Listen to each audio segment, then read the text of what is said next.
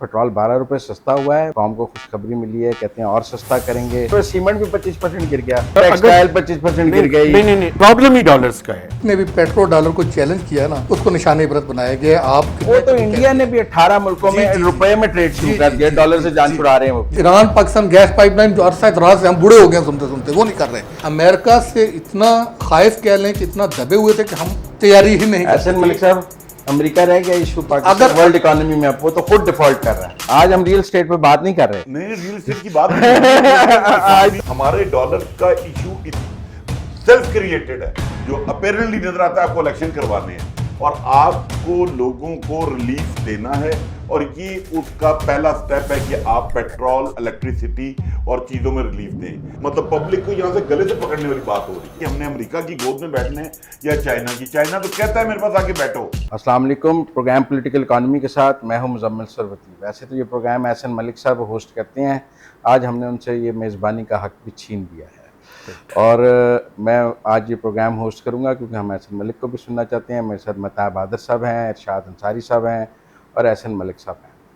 बड़ी अच्छी खबर है, पेट्रोल 12 रुपए सस्ता हुआ है। महताब आदर साहब से पूछेंगे, कौम को खुशखबरी मिली है, कहते हैं और सस्ता करेंगे।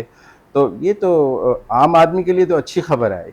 ये पॉलिटिकल इकोनॉमी है या रियल इकोनॉमी के तहत सस्ता हुआ है या सियासी फैसला है इसहाक डार का, क्योंकि इसहाक डार साहब को पॉलिटिकल इकोनॉमिस्ट कहा जाता है। जी बिल्कुल, मैं इसको बिल्कुल इकोनॉमी का डिसीजन नहीं समझता, ये पॉलिटिकल इकोनॉमी का डिसीजन है सर। हमारे प्रोग्राम वाला पॉलिटिकल इकोनॉमी बिल्कुल, उसकी वजह ये है कि आप इस टाइम अगर आप ये देखें कि कंजम्पशन जो है ना वो पेट्रोलियम प्रोडक्ट्स की कम हुई है कम। तो अब बुनियादी तौर पे अगर आप प्राइस इस टाइम कम करेंगे तो आप लोगों को दोबारा से इंसेंटिव्स देंगे कि वो ज़्यादा से ज़्यादा चीज़ों को कंज्यूम करें। एक और बात है, वो ये है कि लार्ज स्केल मैन्युफैक्चरिंग की जो नेगेटिव ग्रोथ है, कॉन्ट्रैक्शन हुई है, वो 25% है मार्च में। और अगर पूरे 9 माह के दौरान देखें तो ये कोई 8.1% की नेगेटिव ग्रोथ है। अच्छा, ये लार्ज स्केल मैन्युफैक्चरिंग में क्या क्या लेते हैं आप?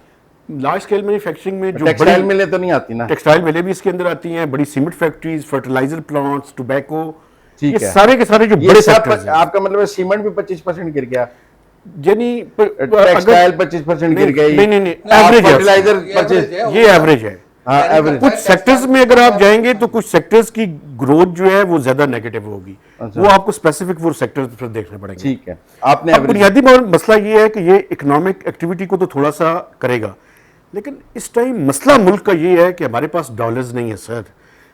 प्रॉब्लम ही डॉलर्स का है। हमें वो तरीका सोचना या तैयार करना पड़ेगा जिसमें डॉलर्स आए मुल्क के अंदर। डॉलर्स नहीं आ रहे तो ये सस्टेनेबल नहीं होगा। शायद धारी साहब वो कहते हैं कि जी अगर हम अदर देन डॉलर ट्रेड करने लग गए, जैसे हम अब अगर फ्यूल युआन में खरीदने लग गए तो फिर डॉलर का रोला कम हो जाएगा। क्योंकि अभी तो जब डॉलर एलसी खुलती है पेट्रोल की, सुबह फैसल बैंक को आया कि एक फ़ोन के जी $1 मिलियन की एलसी खोल दो, वो बोस्तान को फ़ोन करता है $1 मिलियन पूरे करो, मैंने एलसी खोलनी है। मार्केट हिल जाती है ना एकदम एक एलसी पे। तो क्योंकि एक बैंक ने जो बाइंग शुरू कर दी, तो वो कहते हैं अगर डॉलर की बाइंग बैंक बंद कर देंगे एलसीआं खोलने के लिए तो फिर डॉलर की मांग कम हो जाएगी। युआन में कर लें और करेंसियों में कर लें। सबसे पहले तो आपका शुक्रिया, आपने मौका दिया। मैं आपको एक जो आपने बात की है ना, इस वक्त जो झगड़ा हो रहा है ना पूरी दुनिया में, झगड़ा ही ये है। हाँ। देखिए मैं आपको बताऊं, जिसने लास्ट प्रोग्राम में भी मेरा ख्याल है मैंने थोड़ी सी बात की थी, जिसने भी पेट्रो डॉलर को चैलेंज किया ना उसको निशाने इबरत बनाया गया। आपके सामने 5 साड़ी तो वारी ने फिर मोहम्मद बिन सलमान दी वारी है ना। नहीं, मैं आपको बताता हूँ, इस मरतबा हालात थोड़े से डिफरेंट है। इस मरतबा हालात थोड़े से डिफरेंट लग रहे हैं, मुझे लग रहा है। पहले भुट्टो, जुल्फकार अली भुट्टो का आप जिक्र कर रहे थे, शाह फैसल, ये सारे आपके सामने ही हैं मिसालें। इन्होंने भी पेट्रो डॉलर को चैलेंज करने की कोशिश की थी। इस मरतबा मुझे लग रहा है कि पूरी दुनिया जो है ना वो तैयारी के साथ जा रही है। अभी गालबन इमरान खान को तो नहीं निशाने पर वो क्लेम उनका पहले अमेरिका की तरफ था, वो फिर भाजपा की तरफ आ गया। वो देखिए मेरी बात सुने, वो एक पॉलिटिकल इकोनॉमी में जो क्वेश्चन है सही है आपका, वो इसलिए सही है, वो जिनके हाथों में ये जिनके लिए खेल रहा है वो उनको निशाने इबरत बनवाने के लिए तुले हुए हैं। आजकल अमेरिकी बड़ी सपोर्ट कर रहे हैं। जी, ये देखे ना वो बयान जो आपने पेट्रो डॉलर की बात की है, उसमें तो अगर अरब अपना तेल जो है वो डॉलर की बजाय युआन में बेचना शुरू कर दें मैं सर तो पेट्रो डॉलर खत्म हो जाएगा यही ना। मैं कह रहा था कि अगर मुझे थोड़ा सा 2-3 मिनट दें तो मेरे जहन से चीज़ें स्किप हो जाएंगी। अगर आपको याद हो कोविड के दिनों में ये ना अमेरिका ने बड़ी कोशिश की है। उससे पहले ये युआन कह लें या एक रूबल कह लें, युआन कह लें, जी, ऑल्टरनेट करेंसी पे बहुत काम हो चुका था। फाइनल जो टच देना था ये रशिया में उस वक्त मीटिंग होनी थी, वो कोविड की वजह से फिर वो ऑनलाइन मीटिंग हुई और उसमें उसको फाइनल नहीं किया जा सका। अभी गालबन मलेशिया ने अनाउंस कर दिया है, ठीक है, और उन्होंने तो बल्कि जिस तरह IMF है उसी तरह उन्होंने जो है वो एशियन मालियाती फंड कायम वो तो इंडिया ने भी 18 मुल्कों में रुपए में ट्रेड शुरू कर दिया, डॉलर से जान छुड़ा रहे हैं वो जी। पाकिस्तान का मेहताब साहब जानते हैं कि पाकिस्तान की इन्होंने एग्रीमेंट ये किया था कि हम पाकिस्तान का जो चीन के साथ ट्रेड है ग्रेजुअली उसको 100% युआन में लेके जाएंगे। अभी हमारा कुछ पोर्शन युआन में हो रहा है सिर्फ जी करेंसी स्वैप का, और अगर पाकिस्तान का सिर्फ चाइना के साथ हो जाए तो 10 से 12 अरब डॉलर का हमारा चाइना के साथ ट्रेड का है, तो उसी में हमारा बड़ा फर्क पड़ जाता है। उसमें प्रॉब्लम ये आती है कि हम ना प्रेशर नहीं लेते। इंडिया प्रेशर बर्दाश्त करके देखें, इंडिया भी हमारा नेबरिंग कंट्री है, इस वक्त वो ईरान के साथ बिलियंस ऑफ डॉलर्स की तिजारत कर रहा है। इसी तरह वो रशिया से आप देखें, यूरोप को सबसे ज़्यादा जो पेट्रोलियम और गैस की जो प्रोडक्ट जाती हैं वो उसका जो सबसे ज़्यादा सप्लायर कौन है, वो इंडिया है। कहाँ से लेता है? रशिया से लेता है। ईरान के साथ उसकी ट्रेड कितनी है? हम नेबरिंग कंट्री हैं, हम ईरान पाकिस्तान गैस पाइपलाइन जो अरसा दराज से हम बूढ़े हो गए सुनते सुनते, वो नहीं कर रहे। अभी 18 अरब डॉलर आपको जुर्माना होना है, उसकी डेडलाइन जो है वो करीब आने को है। आप अगर उस पाइपलाइन को कंप्लीट नहीं करते तो ईरान, अगर वो तो ईरान की मेहरबानी होती है कि आपकी दोस्ती है। पिछली मरतबा भी जब आप जुर्माने की बारी आई आप फिर ईरान के पास चले गए, ईरान ने आपको सेफ पैसेज दे दिया। फिर उसने आपको ऑप्शन भी दिया कि अगर आपके हिस्से की जो पाइपलाइन है, अगर आपको फाइनेंशियल क्रंच है तो उसकी फंडिंग में भी मैं देने को तैयार हूँ। लेकिन हम अमेरिका से इतना खाइफ कह लें कि इतना दबे हुए थे कि हम उठने की तैयारी ही नहीं। एहसन मलिक साहब, अमेरिका रह गया इशू पाकिस्तान वर्ल्ड इकोनॉमी में, अब वो तो खुद डिफॉल्ट कर रहा है। हाँ जी, मैं यही कहने लगा था ना कि अब सिचुएशन इसलिए डिफरेंट है। अब तो पिंडा चौधरी आप जी, बंगाल हो गया हाँ है। जी। अब मुझे ये लग रहा है, मैं आपको बताऊं, अब सिर्फ अनाउंस होना बाकी है और मुझे लग रहा है कि अब जो है वो इंटरनेशनल जो सिनेरियो है वो चेंज होगा। मलिक साहब आप देखते हैं, अच्छा मेरा ना आप तीनों से थोड़ा सा आज हम रियल एस्टेट पे बात नहीं कर रहे। नहीं रियल एस्टेट की बात नहीं आज तो हम इकोनॉमी पे बात कर रहे शो हैं। है वो बेसिकली मैंने इसीलिए किया कि लोग, क्योंकि मेहताब भाई जो लिखते हैं ना बहुत स्कील अंग्रेजी में लिखते हैं, आहो। आम आदमी को नाल समझ नहीं डिक्शनरी आती। रह के पढ़ना पैंदा है। जो इरशाद में लिखते हैं ना वो आम आदमी का कॉन्सेप्ट क्लियर नहीं होता है। वो अंग्रेजी में ठीक लिखते हैं है। ना। अच्छा अभी मेहताब भाई ने आपने डॉलर की बात शुरू की, ये अलमिया है हमारा इस मुल्क का, गवर्नमेंट का। मतलब एक चीज को अंडरस्टैंड करना है कि यार ये मुल्क दो मुल्कों की इकोनॉमी को नहीं संभाल सकता है। डॉलर कहां जाता है? 10 मई को जो एपिसोड हुआ कि 12 रुपए स्टेट बैंक में डॉलर ऊपर गया, अगले दिन वो 11 रुपए नीचे आ गया। क्या हो गया? पैनिक बाइंग में मैं आ सकता हूं, मुजम्मिल आ सकता है, मेहताब आ सकता है, इरशाद आ सकता है। स्टेट बैंक को क्या हो गया था? उसने 12 रुपए ऊपर क्यों कर दिए? बात यह है आपका डॉलर यहां पे 280 रुपए का है, क्योंकि अफगानिस्तान को डॉलर चाहिए, वो 15 रुपए ऊपर बाइंग करता है। आप खुद जाके 15 रुपए ऊपर बेच के आते हैं। हमारी ये जो बाउंड्री है, अगर यही हम सिक्योर कर लें तो हमारे काफी मसाइल सीधे हो जाए। हमारे डॉलर का इशू सेल्फ क्रिएटेड है, मतलब उसको मैनेज नहीं किया जाता। मेहताब कितनी स्मगलिंग है डॉलर की? देखिए बुनियादी तौर पे डॉलर्स की स्मगलिंग तो है, कितने परसेंट है?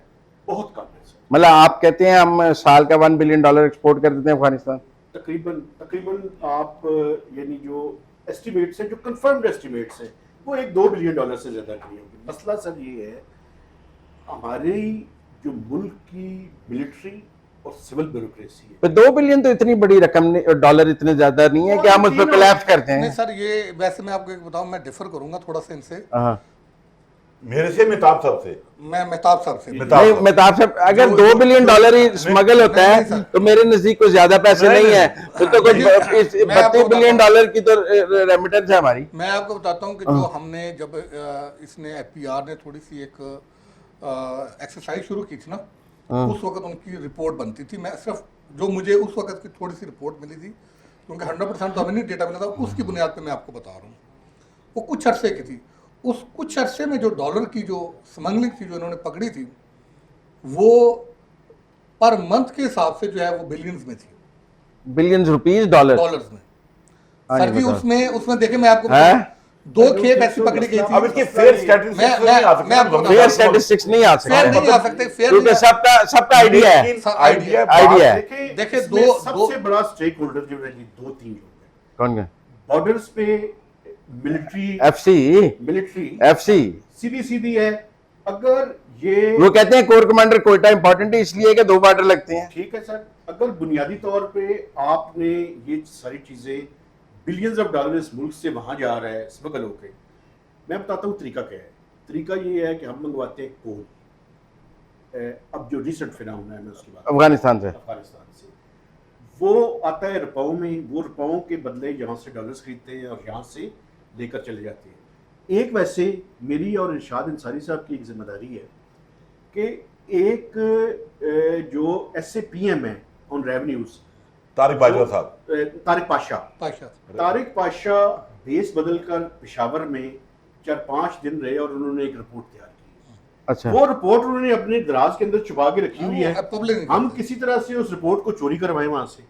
वैसे तो पब्लिकली अगर इस मुल्क के साथ उनका कोई तल्लक है या वो इस मुल्क की बेहतरी हम चाहते कई हैं, बार कह चुके हैं। नहीं लेकिन उन्होंने वो रिपोर्ट किसके लिए बनाई है? बेसिकली बनाई तो पब्लिक के आवाम के लिए थी, मुल्क के लिए थी। स्मगलिंग स्ट्रेटजी के लिए एक रिपोर्ट बनाई गई थी आज से 7-8 माह पहले, जब डार तो उन्होंने कुछ किया उस पे मीटिंग्स हुई हैं, प्रैक्टिकली कुछ नहीं हुआ। FBR से जाके पूछे, वो कहते हैं 2-3 काम हमने किए हैं। लेकिन आप ये देखिए कुछ अर्सा पहले आपने देखा होगा कि शुगर और फर्टिलाइजर बड़ी स्मगल हो रहा था, ठीक है जी, वीट बड़ी स्मगल हो रही थी, वीट फ्लोर बड़ा स्मगल हो रहा था।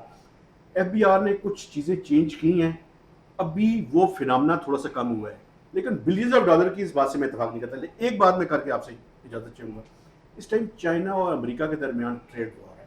यस, और हमारी मिलिट्री और सिविल ब्यूरोक्रेसी का प्रॉब्लम ये है कि हमारे दिल तो शायद चाइना के साथ है, हमारे दिमाग अलाइंड हैं यूनाइटेड स्टेट्स के साथ और उसको डील करने के साथ हम ज़हनी तौर पे उनके साथ। चीन पर आपसे अलग प्रोग्राम करेंगे, उस पर मेरे पास भी बड़ा बात करने, मेरे अंदर बड़ा गुबार है, वो मैं नल कल या परसों कर लाऊंगा। ठीक है, ये भी है सर, आपके बच्चे, लोगों के बच्चे वो यूनाइटेड स्टेट्स जाते ये हैं, बात नहीं है, उनको उसका और नहीं, मिलते हैं, उसके चाइना और में नहीं, मिलते हैं। नहीं, अब चेंज हो गया, अब चाइना में नहीं, मैं वन लाइनर majority में। नहीं, मैं वन लाइनर कहूंगा, शो को उस तरफ नहीं मैं लेके जाना चाहता।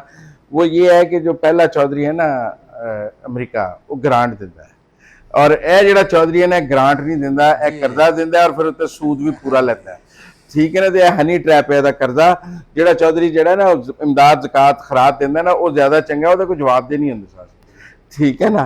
तो एहसन मलिक साहब, अगर मंजरनामा ये है इस सारे के बावजूद कि IMF की अब कोई बात नहीं माननी और IMF के अब पेट्रोल मजीद 12 रुपये और सस्ता करना है रशियन ऑयल आने के बाद, और बिजली भी सस्ती करनी है ताकि इन्फ्लेशन नीचे आए जिस तरह मर्जी, आप कहाँ देखते हैं इकोनॉमी को? मतलब मैं आम शहरी के तौर पे तो कहता हूँ डार जिंदाबाद। नहीं, डार जिंदाबाद, बिल्कुल ये प्रॉब्लम गवर्नमेंट को भी नजर आ रहा है कि इलेक्शन ईयर है। अब इस वक्त तो मजबूरी ये है कि 8 अक्टूबर को अब जो अपेरेंटली नजर आता है आपको इलेक्शन करवाने हैं और आपको लोगों को रिलीफ देना है, और ये उसका पहला स्टेप है कि आप पेट्रोल, इलेक्ट्रिसिटी और चीज़ों में रिलीफ दें। लेकिन जो मैं कल भी मेरा 1-2 जगहों पे चक्कर लगा FBR में, तो वहाँ पे मैं जो लोगों की प्रेजेंटेशन देख रहा हूँ, एक वो रेमिट है, मैंने मेहताब साहब से कल जिक्र भी किया था, वो तो जो प्रेजेंटेशन बना के ला रहे हैं, वो तो मतलब पब्लिक को यहाँ से गले से पकड़ने वाली बात हो रही है। मुझे समझ नहीं आ रही कि साग डाल नहीं, आप रियल एस्टेट से बाहर निकले ना, अगर रियल एस्टेट पे टैक्स लग रहा है तो फिर तो कोई गल नहीं। रियल एस्टेट की बात नहीं कर रहा मैं, रियल एस्टेट का तो एक अलग चैप्टर है। नहीं, बाकी क्या टैक्सेशन कर रहे हैं? बाकी वो टेक्सटाइल के ऊपर आना चाह रहे हैं, इलेक्ट्रिसिटी के ऊपर। रेमिट की रिपोर्ट मैंने मांगी है, वो मैं अपने पॉलिटिकल इकोनॉमी के से शो से। रेमिट की कितनी इंपॉर्टेंस है? देखिए, बुनियादी तौर पे सर वो जो एक DFID का प्रोजेक्ट है जिसकी ये बात कर रहे हैं, उन्होंने अपनी रिकमेंडेशंस दी है, 12 सेक्टर्स के बारे में उन्होंने एक रिपोर्ट लिख के दी है, और जरूरी नहीं मनी जाए। हाँ डेफिनेटली जरूरी नहीं है।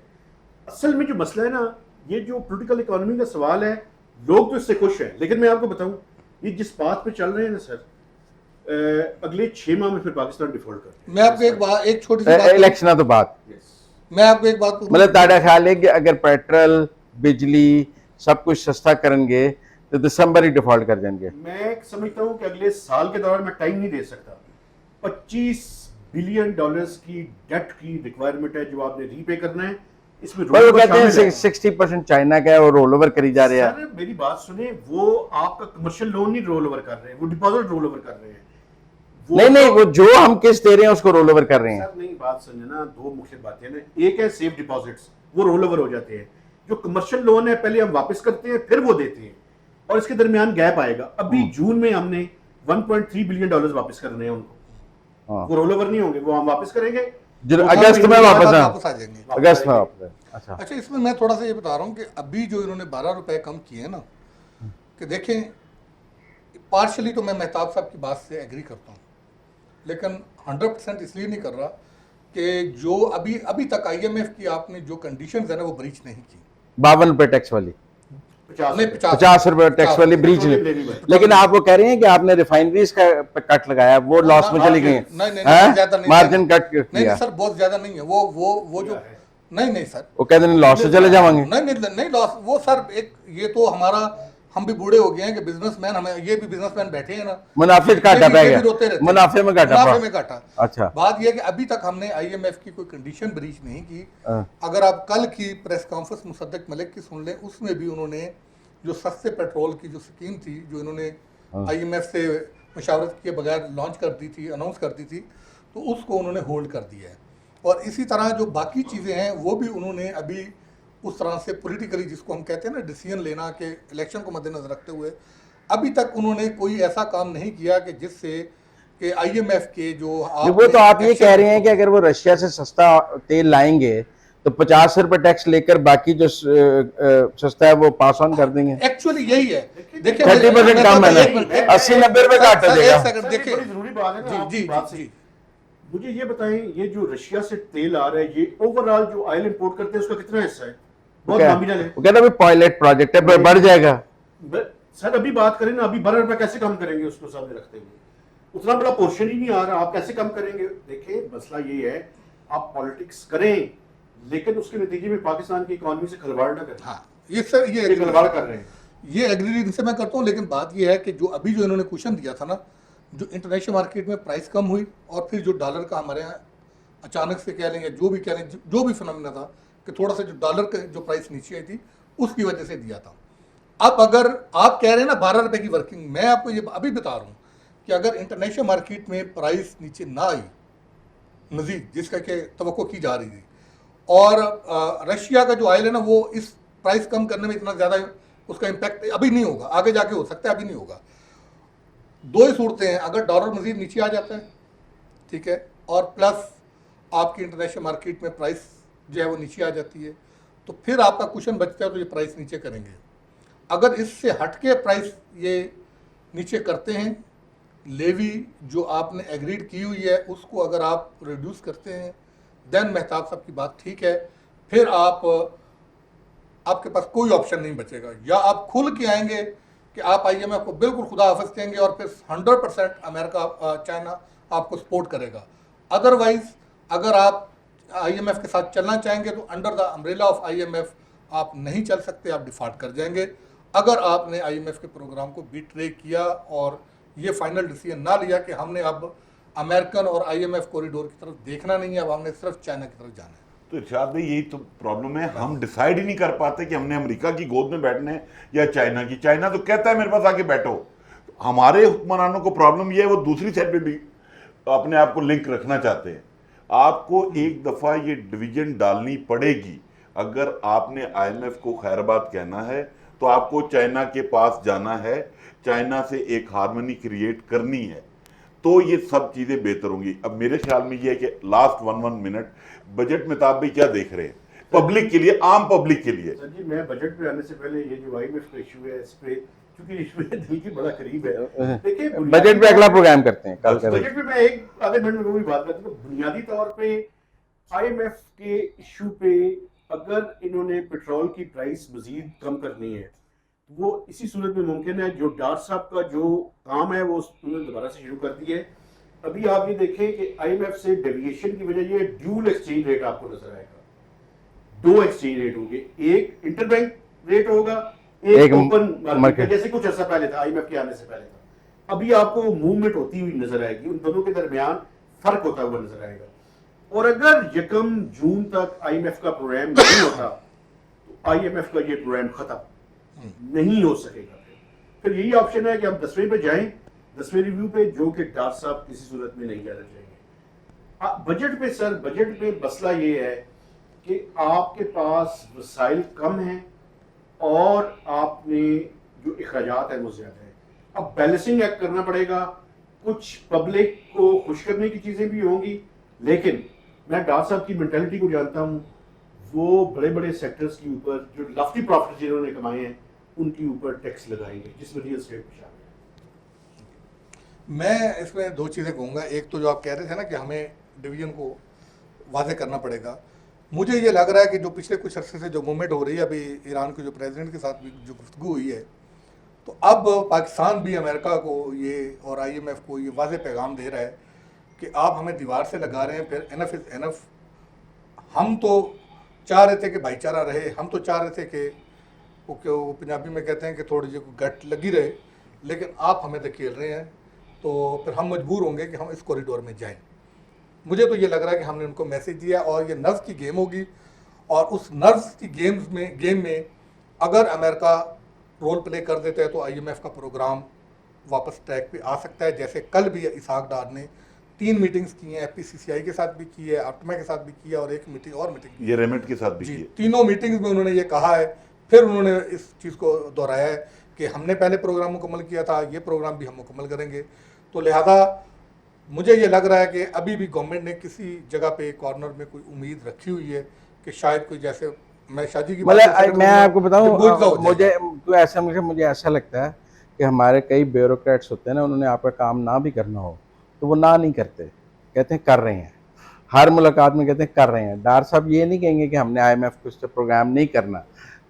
वो मेहताब साहब पॉलिसी दूसरे पास टोर देंगे, कहते रहेंगे हम करना चाहते हैं, हम करना चाहते हैं। क्या ख्याल है? वो आगे से पॉजिटिव नहीं कर रहे, तो ये हो रहा है।